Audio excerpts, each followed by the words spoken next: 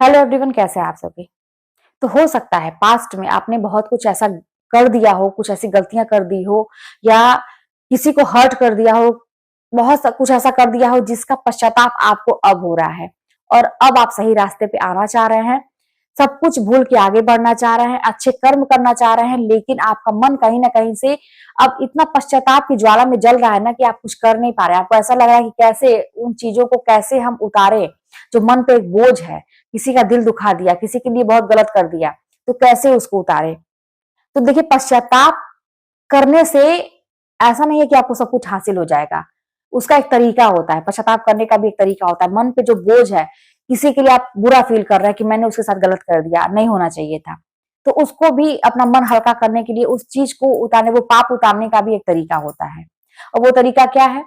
सबसे पहली बात है कि अगर वो इंसान आपके सामने है या आप उसे मिल सकते हैं, जब भी है आप उसे जाके सीधे माफी मांग लीजिए, बोल दीजिए, अपने छोटे बन जाइए, झुक के माफी मांग लीजिए।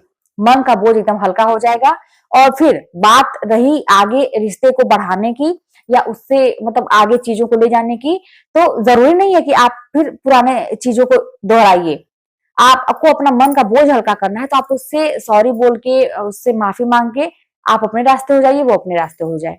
तो लेकिन आपके मन में ऐसा रहेगा कि हाँ, जानते हैं क्या होगा, आपके मन में ये रहेगा कि जब भी कभी उससे हम मिलेंगे तो हम मुस्कुरा के बात कर सकते हैं। उससे जो है मेरा हमारा मन हल्का रहेगा। तो जो भी होगा, अब ऐसा कुछ नहीं है कि उससे एकदम से सामना होगा तो हम इधर हम वो उधर, ऐसा नहीं होगा। तो मन का बोझ इससे खत्म होगा। दूसरी चीज ये ना कि आप अगर नहीं मिल सकते, आपको ऐसा पता ही नहीं कि वो इंसान गया कहाँ और आपने बहुत गलत कर दिया किसी के सामने, तो आप ईश्वर के सामने बैठ के प्रे कर सकते हैं।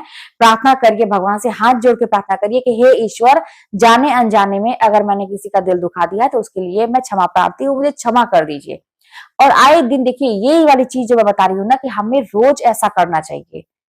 क्योंकि हम कभी कभी तो जानबूझ के किसी को हर्ट करते हैं, कभी कभी अनजान में भी बहुत सारे लोगों का दिल दुखा देते हैं, हमें पता ही नहीं चलता है। लेकिन कहीं ना कहीं से उसकी आह हमें लग जाती है, हमें पता ही नहीं चलता है।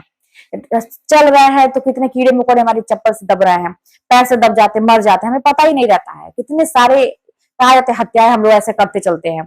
तो ये चीज को भी अगर आप ऐसे रोज बोलेंगे ना ईश्वर के सामने कि जो भी है उसके लिए मुझे क्षमा करिए, जो भी मैंने जाने अनजाने में गलती की उसके लिए क्षमा करिए, तो भी आपकी बात सीधे वहां तक पहुंचती है और आपका मन का बोझ हल्का होगा।